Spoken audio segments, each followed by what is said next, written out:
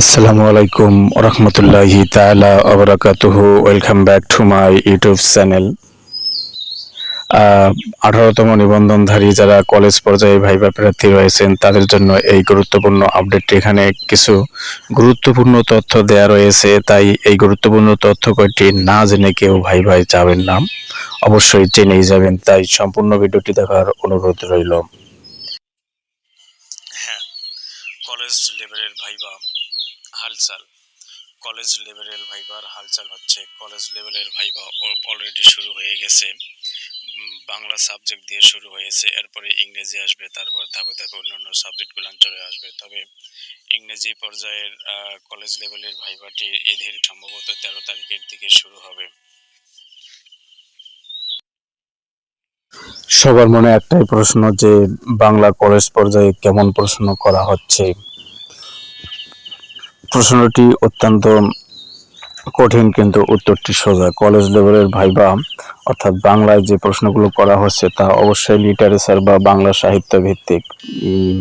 ব্যাকরণ অংশ থেকে খুব বেশি হচ্ছে না। তাদের যারা পরীক্ষা এর মধ্যে ভাইবা দিয়েছেন তাদেরকে যদি জিজ্ঞেস করা যায় বা তাদেরকে জিজ্ঞেস করা হলে তারা এই উত্তরটি দিয়েছেন যে গতানুগতিক যে স্কুল লেভেলের বাংলা লেভেলের পরীক্ষা হয়ে গেল তার চেয়ে কলেজ পর্যায়ে অত্যন্ত কঠিন করে প্রশ্ন করা হচ্ছে, কারণ কলেজ পর্যায়ে প্রচুর পরিমাণে টেকানো হয়েছে শূন্য পদের ইংরেজি ও বিপরীতে, তাই আরবি একটু বিষয়ে কঠিন কোথায় প্রশ্নই বেশি করা জোর হচ্ছে। দিবেন এই ভাইবার জন্য? আসলে মূলত যেহেতু এটা লিটারেচার বেস, যেহেতু এবং গ্রামারও রয়েছে, যেমন অ্যারাবিক গ্রামার রয়েছে, ইংরেজি গ্রামার রয়েছে, এগুলো তো আপনারা কম বেশি জানেন, না জানলে তো টিকতেন না।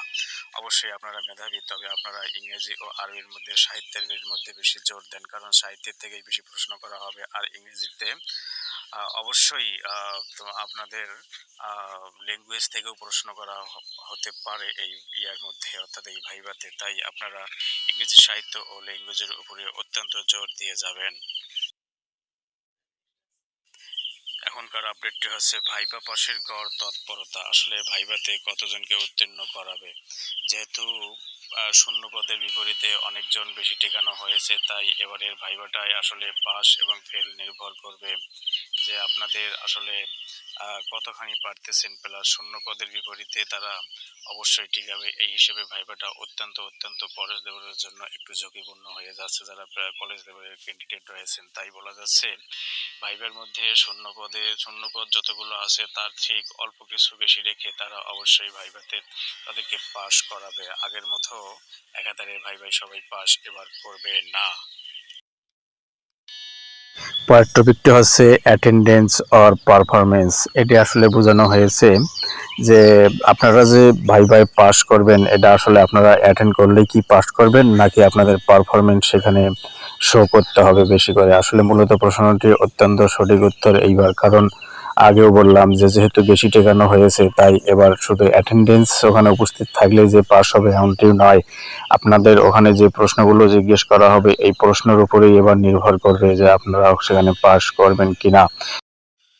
এখন যে আপডেটটি তুলে ধরতেছি সেটা হচ্ছে ষষ্ঠ গণবিজ্ঞপ্তি না বিশেষ গণবিজ্ঞপ্তি। এটা আসলে দোদুল্যমান এবং জাস্টা পোস্ট, এটা আসলে কন্ট্রাডিক্টরি, বলা যাচ্ছে না কি। আসলে 1 থেকে 12তমদের, প্রথম থেকে 12তমদের যে তৎপরতা, তাতে এমনটিও মনে হয় যে সম্ভবত ষষ্ঠ গণবিজ্ঞপ্তির আগে বিশেষ গণবিজ্ঞপ্তিটাই নাকি এনটিআরসি দিয়ে দেয়। তবে এটা মোটেও ফলপ্রসূ হবে না। আমি বা আমাদের পক্ষ থেকে 18তমদের পক্ষ থেকে জোর আবেদন করছি আপনারা ষষ্ঠ গণবিজ্ঞপ্তি আগে দিবেন। তবে একটা আশার বাণী হলো যে 18তমদের পক্ষ থেকে এনটিআরসি এর কার্যালয়ে একটা স্মারকলিপি জমা দেওয়া হয়েছে যাতে কোনো কর্মী ষষ্ঠ গণবিজ্ঞপ্তির আগে বিশেষ গণবিজ্ঞপ্তি না দেওয়া হয়। তো আমরা আশা করছি যে ষষ্ঠ গণবিজ্ঞপ্তি আগে আসবে। Okay, this are all from me from this video.